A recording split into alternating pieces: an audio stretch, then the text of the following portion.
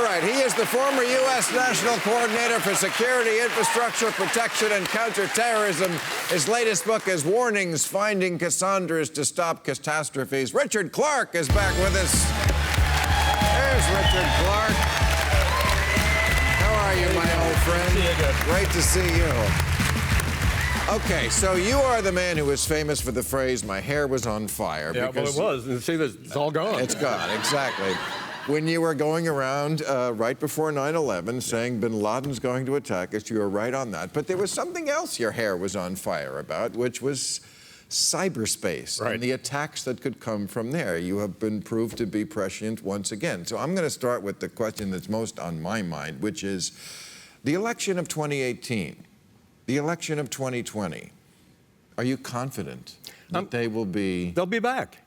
The Russians will be back. Are you confident those elections will be on the up and up? Because I'm not even sure about that Georgia election we just had, because he was ahead in the polls. Once again, they're ahead in the polls, and then I guess something happened. Look, after what happened in the last election, the U.S. government should have instituted a very comprehensive program to make sure the Russians could never get involved in our democracy again.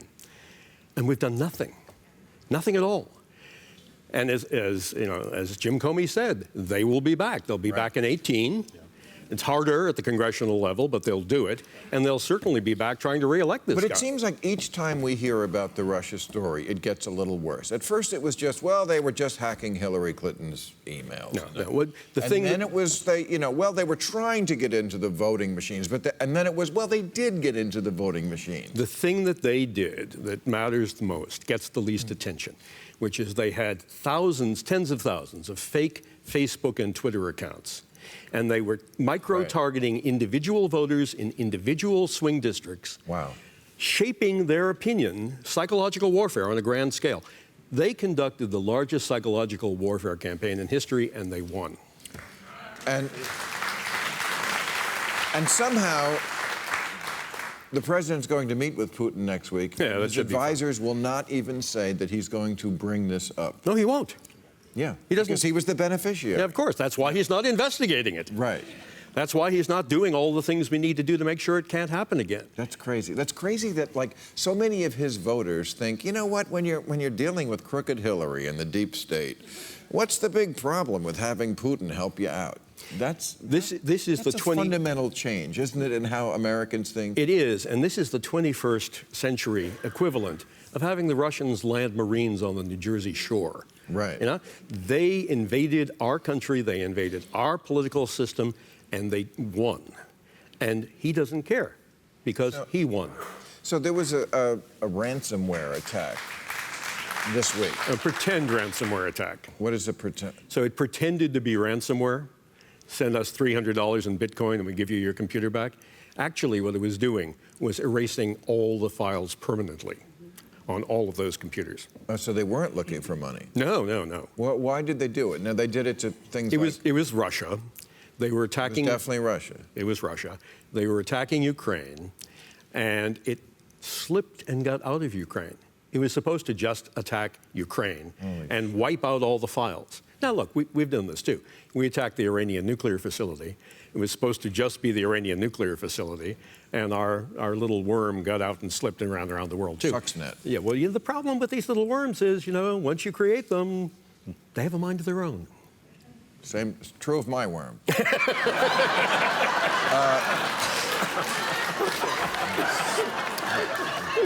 Better than the bleeding discussion.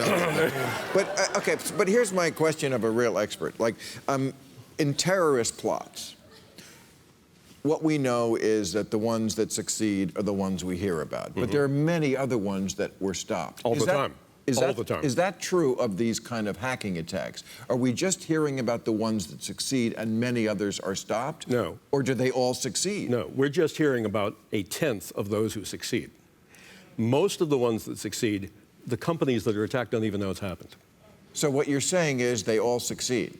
They don't all succeed, but... They have a high rate of success. They have a very high rate of success. And we don't know how to stop. And we don't know how to stop it, and the people who do it never get punished. Fuck. Because they're all in Russia. Well, when my friends knew that you were coming on, my married friends, they wanted to ask this question, especially the men. Is my internet history safe? No. Not at all.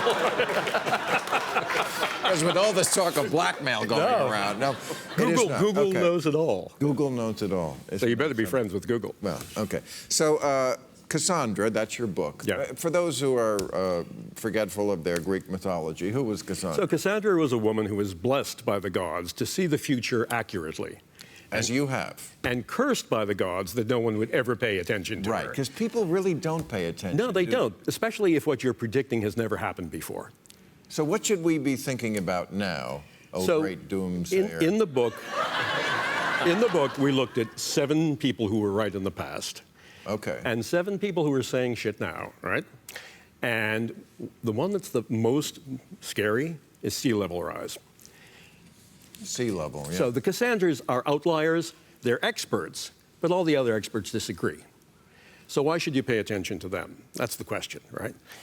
Well, if you look at their data, if you take them seriously enough to hear them out and test their data, they usually are right.